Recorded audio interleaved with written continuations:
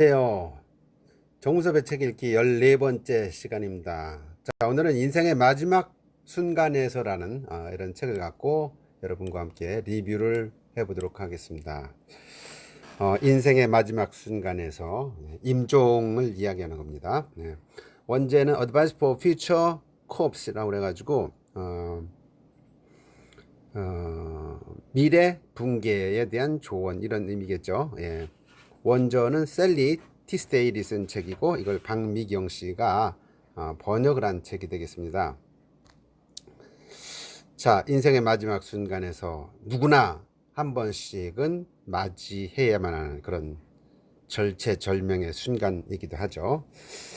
먼저 이 저자 실리 티스데일이라는 분을 보면 이분이 이제 여러 가지 각종 상을 많이 수상하신 분인데 간호사로다가 10년 이상 활동을 했습니다. 그렇게 하면서 간호사를 하면서 겪었던 여러 가지 이야기들을 정리를 해서 쓴 책인데 죽음에 대한 책 중에서는 굉장히 뭐라 그럴까요?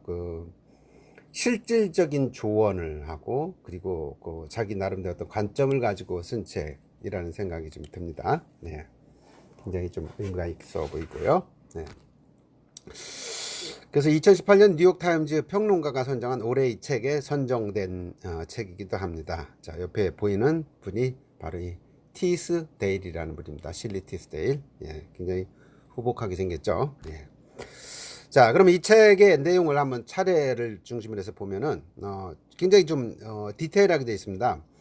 1편 위험한 상황, 2 저항, 3 죽은 조음, 4 의사소통, 5부터는 이제 사람이 죽어가면서 마지막 몇 달, 또 6에는 집에서 모신다고 마지막 몇 주, 마지막 며칠, 마지막 순간, 그리고 마지막에 이제 돌아가신 다음에 시신, 애도를 어떻게 해야 되는지, 기쁨, 또 죽음 기획서 준비하기 등 여러 가지 순으로 이렇게 정리가 되어 있습니다. 자, 이 책을 읽다 보면요, 처음에 이런 명구가 나옵니다. 우리가 잊고 사는 것들이라는 말입니다. 우리가 잊고 사는 것들. 좋은 표현, 아주 좀 색다른 표현이 있습니다. 제가 읽어보면 사기 그릇은 언젠가 깨지기 때문에 아름답다. 사기 그릇의 생명력은 늘 위험한 상황에 놓여 있다. 위태로운 아름다움, 죽음은 결코 피할 수 없다. 우리는 사라지기 때문에 아름답고 영원할 수 없어서 고귀하다. 그런데 우리는 이 사실을 늘 잊고 산다. 이런 말이 나와 있습니다. 사라지기 때문에 아름답고 영원할 수 없어서 고귀하다는 거죠. 근데 그걸 잊고 살고 있다 우리가. 이런 얘기를 하고 있습니다. 굉장히 뭐 재밌는 얘기이기도 하면서 어떻게 보면 또 의미심장한 이야기 같기도 하죠. 그 다음에 내용을 보면 이제 모든 사람은 본래 변할 운명이다 라는 이야기가 나옵니다. 모든 사람은 본래 변할 운명이다. 자, 우리는 끊임없이 변하고 좀처럼 만족하지 못하며 가진 것을 놓지 않으려 안간힘을 쓰는 그런 존재이고, 아울러서 언젠가 죽을 운명에 대한 고통받는 존재라는 것이죠. 그리고 우리도 변하고 우리가 아끼는 것도 변하고 우리가 사랑하는 사람도 모두 변한다. 나에게 소중한 전부와 내가 사랑하는 모든 사람은 다 본래 변할 운명이다. 그런 운명에서 벗어날 방법은 어디에도 없다. 보편적 진리이기도 하고 우리가 또 엄숙하게 받아들여야 할 부분이겠죠. 모든 사람은 다 본래 변한다. 지금 우리가 보고 있는 만물의 모든 현상들 시간이 흐르면 다 변한다는 얘기입니다. 그러니까 변한다는 거에 대해서, 이 변한다는 명제에 대해서 우리가 이거를 잊어서는 안 된다는 얘기죠. 자, 이 책을 보면 애도를 표하는 방법에 대한 얘기가 나옵니다.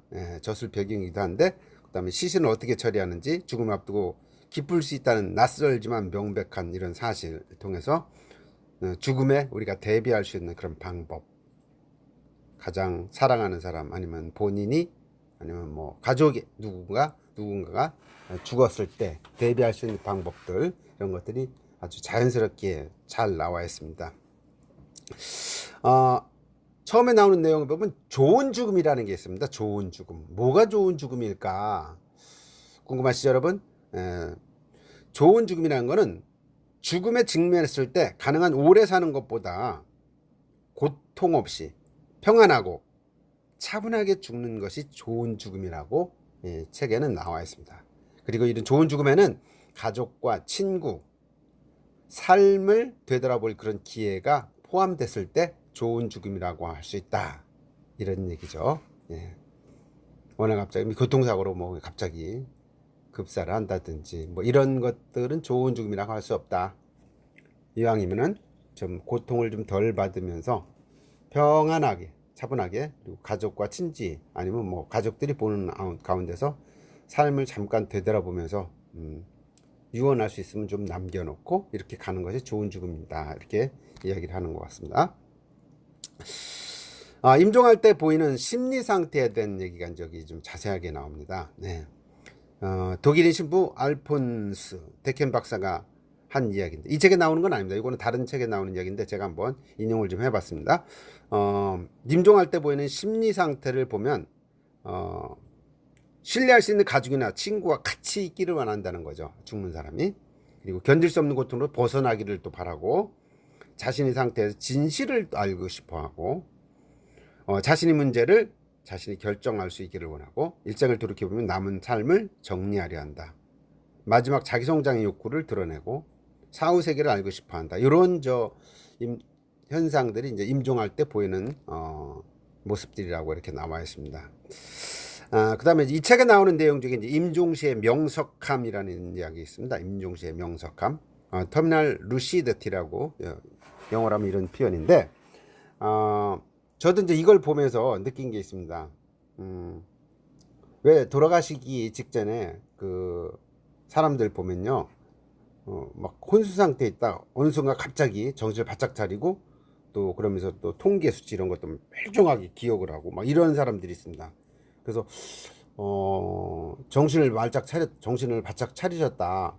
이제 깨어나시는가 보다 이렇게 생각을 하는데 그게 아니라는 거지. 그게 바로 이제 임종시의 명석함을 나타나는 현상이라고 이렇게 해석을 하고 있습니다. 죽음에 임박했을 때 놀라운 인지, 기억, 통찰, 회상 능력을 보이는 현상. 그래서 이미 세상을 떠난 이들의 영혼이 그들을 영적 세계로 데려가기 위해서 기다리고 있음을 완전히 자각하는 시기다. 이렇게 학술적으로는 표현을 하고 있습니다. 자, 그 다음에 가래 끓는 듯한 소리라는 말이 나와요. 전 이걸 보면서 저희 어머니 생각이 나는데 제가 돌아가실 때 우리 어머님이 돌아가실 때 3일 전에 찾아뵙고 병실에서 이렇게 봤는데 어머니 가까이 갔더니 크렁 하는 소리가 나더라고요. 크렁 하는 소리. 그래서 아유 얼마나 힘드실까 이런 생각을 했는데 나중에 제가 이 책을 읽어보면서 느껴봤더니 이제 크렁 소리를 내는 거는 폐에 침이 들어왔기 때문에 호흡하려고 하니까 소리가 거칠어져서 가래 끓는 소리가 나는 거라고 그래요. 그걸 이제 영어로는 데트레틀이라고 그러네. 데트레틀. 가래 끓는 듯한 소리.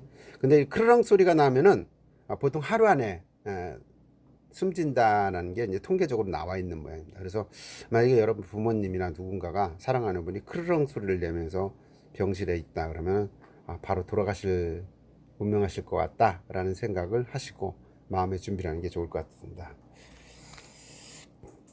그 다음에 이제 떠나는 분들에 대한 작별 인사 이것도 굉장히 중요한 것 같습니다. 저도 이 부분에 대해서 굉장히 가슴 아픈 기억이 있는데 역시 어머님에 대한 가슴 아픈 기억입니다.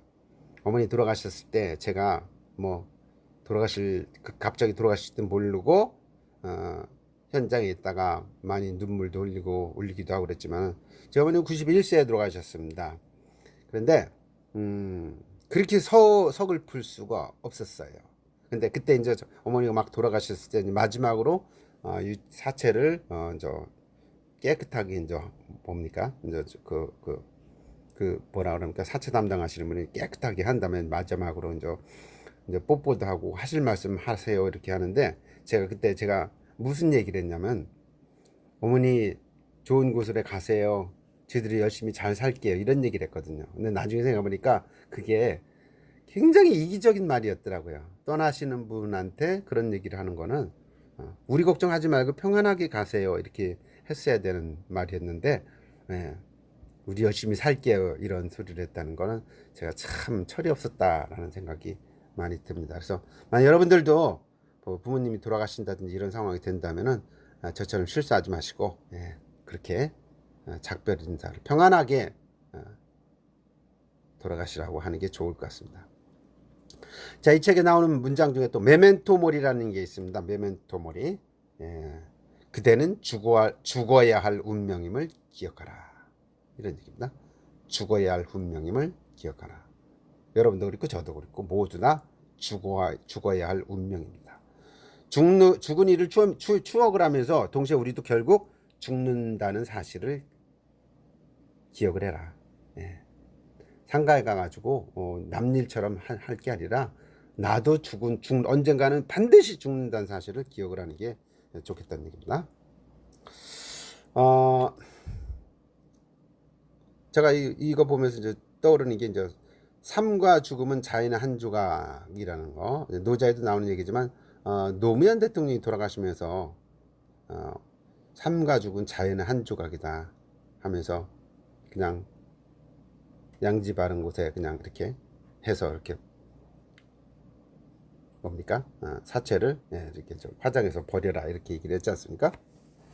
근데 여기도 그런 이야기가 나오고 있습니다. 우리는 작은 부분이 집합체에 지나지 않으며 각 부분은 더 작은 부분들의 집합체이다. 우리는 이것저것을 모아서 만들어졌고 나중엔 다시 따로따로 분리가 된다. 우리를 이뤘던 것들은 모두 분리되어 다시 새로운 것으로 만들어진다. 이러한 운명에서 비껴간다고 알려진 것은 하나도 없다.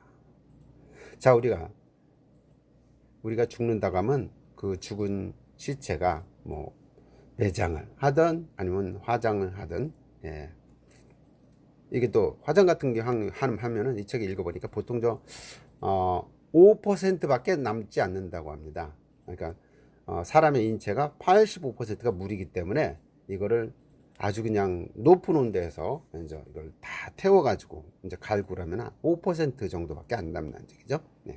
이제 그걸 이제 유골을 담아가지고 갖다가 어디다 좀 맡기기도 하고 이런 형태로 가는 거고, 매장을 했을 때 마찬가지입니다.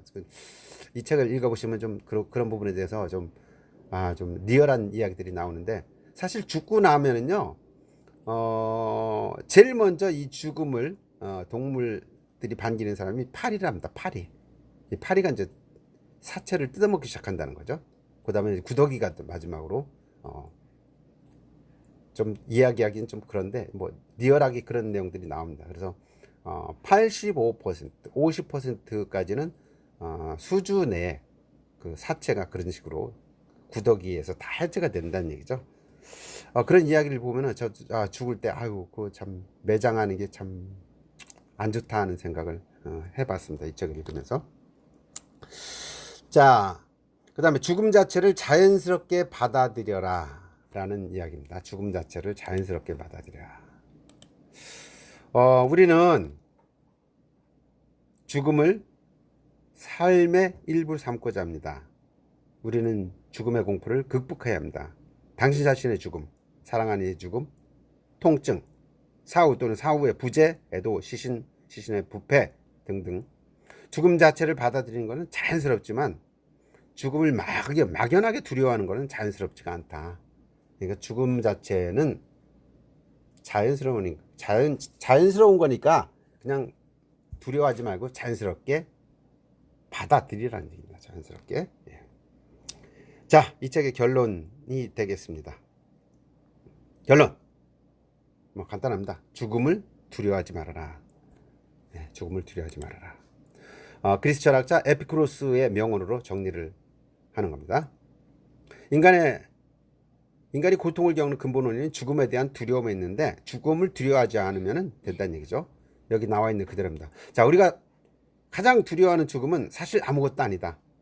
우리가 존재할 때는 죽음이 오지 않았고 죽음이 왔을 때는 우리가 존재하지 않기 때문이다. 그러니까 살아있는 동안에는 죽음이 없으니까 열심히 살면 되고요. 죽었을 때는 이미 우리는 존재하지 않는 거니까 그 죽음에 대해서 더 이상 생각할 필요가 없다는 얘기죠. 굉장히 간단하지만은 깔끔한 명언인 것 같습니다.